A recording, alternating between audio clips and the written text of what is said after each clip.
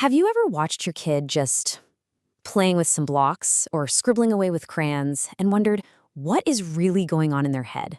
Well, it turns out those simple, everyday activities are an absolutely fascinating window into their developing brain. And today, we're going to show you exactly what to look for. So, what can these little moments actually tell us? Oh, a whole lot. Trust me. This stuff isn't just about keeping them busy. It's the actual language of their development. It shows us how a child is learning to coordinate, to see, and to connect with the world around them. And today, we're going to give you the keys to understand that language. So first things first, let's get on the same page. What are fine motor skills? We're talking about those small, really precise movements in their hands, their wrists, and their fingers. But here's the absolute game changer, the insight that connects everything. A child's hands are the tools, sure, but their eyes are the blueprint. Before they can do anything else, build, draw, you name it, they have to see what they're doing. And that brings us to the all-important hand-eye connection. I mean, just picture a toddler reaching for a block. In a fraction of a second, their eyes lock on, their brain calculates the distance, and then, swoop, their hand goes in for the grab. It's this beautiful, complex dance between what they see and what they do. And it all, and I mean all, starts with vision. Okay, so get ready to become a bit of a developmental detective. We're going to arm you with a super handy toolkit of observation techniques, our 4 C's and 3 P's. Then we'll pull it all together onto a timeline so you can see the big picture. And we'll wrap up by talking about why this is all about play, not about performance. Ready to pop open that detective toolkit? Great. Our first set of tools is what I love to call the 4 C's. It's a simple, memorable, and honestly, a brilliant way to understand development through 4 key activities. Our full kit has 7 items in total. We're going to start with cross-matching, just to check that visual foundation. Then we'll jump to cubes to see how their brain is thinking in 3D. After that, we'll decode the secret messages in their drawings with crayons. And finally, we'll see how they tackle the tricky art of cutting. Let's get started. Okay, our first C is cross-matching, and this is our bedrock. It's basically the "are you and I seeing the same thing" check. Just imagine playing a simple game. You hold up a block and ask, hey, can you find another one that looks just like this one? We're not talking about color here, but shape. This tells you if they're seeing the world clearly enough to even try the other tasks. It's step 1. And it is amazing what this simple little game can tell you. If a kiddo can match one shape, they're right on track for being under 3. Now, if they can hold 2 different shapes in their mind at the same time, like a block and a crayon, and match them, that's showing the mental flexibility of a 3-year-old. And if they can match more than 2, wow, they're already thinking like a little preschooler. Okay, so now we know they can see and match things. Let's find out what they can do with them. Our second C is cubes, and we're about to find out what their block building skills can tell us about that amazing developing mind. Now this is where it gets really, really fun. A baby, they might just bang cubes together, but watch what happens as they grow. There's this fantastic little rule of thumb for tower building. Just count the cubes in their tower and divide by 3. So a 6-cube tower tells you they're probably around 2. A 9-cube tower, you got it, they're about 3. It's an amazing little snapshot.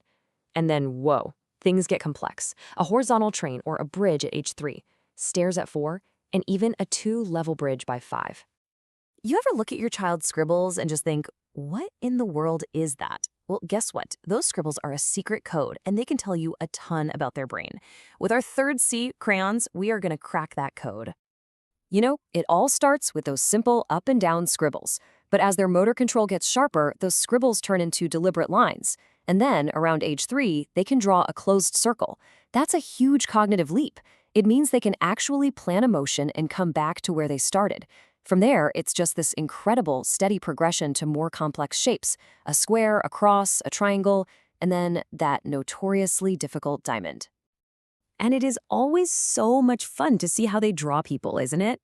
At 3, you get those absolutely adorable tadpole people, with arms and legs just sticking right out of their heads. By 4, they figured out, oh, wait, people have bodies, a separate trunk. And by 5 and up, they're adding all the wonderful little details like hair and eyes and maybe even a belly button. All right, it's time for our final C, and it is a big one. Cutting. This is a major, major milestone that takes a ton of coordination, but it's also one where we need to be a little extra careful. So, just a quick and important reminder. Always, Always supervise your little one when they're using scissors, and of course, make sure you're comfortable with them handling them in the first place. The journey with scissors is just fascinating to watch. At first, they're just trying to figure out how to open and close them. Then they start making these little snips on the edge of the paper, kind of like a tiny mouse nibbling on some cheese. And then, before you know it, they're cutting in a continuous line, then they're cutting a piece of paper clean in two, and eventually they're cutting out their very own shapes. Every single step is a huge win for their motor planning. So we've covered a ton of ground with our 4Cs, but that detective toolkit isn't quite full yet. Now it's time to add our 3Ps: pages, puzzles, and beads. These are 3 more really simple activities that tell us about some seriously sophisticated skills. Let's really break these down because there's so much insight here. Think about pages. Going from turning a whole chunk of pages to carefully turning just one at a time around age 2, that is a massive leap in fine control. Or puzzles. Graduating from those simple knob puzzles to actual interlocking jigsaw puzzles, that shows their visual problem-solving skills are just exploding. And beads. The difference between stringing a big chunky bead at 3 and a tiny little one at 4, that shows a huge jump in their pincer grasp and that hand-eye precision. Okay, we have looked at 7 different tools, dozens of little data points, and now it is time for the moment we've been waiting for. Let's put this all together on a single timeline and see the big, beautiful picture of this incredible journey of development. Just look at this incredible story unfolding. At 2, they master the delicate art of turning a single page. By 3, they're little engineers, building bridges and creating worlds. At 4, they're becoming artists, drawing squares and cutting paper. By 5, their world is just full of triangles and custom-cut shapes. And by 6, they're ready to take on the world, one perfectly drawn diamond at a time. It's just amazing. You know, we've spent a lot of time today talking about milestones and timelines, but I really want to end on a different note. Because at the end of the day, this isn't about checking off boxes or comparing your child to some chart. It's about something much, much more profound. The next time you see your child playing, I want you to just pause for a second and really watch them. See that intense concentration on their face when they're trying to stack one last block. See the pure joy in their eyes when they create a masterpiece with a crayon. Feel that immense pride in their smile when they finally cut a piece of paper in two. Because that is where the real magic is. That is the incredible work of childhood. Thanks for joining us.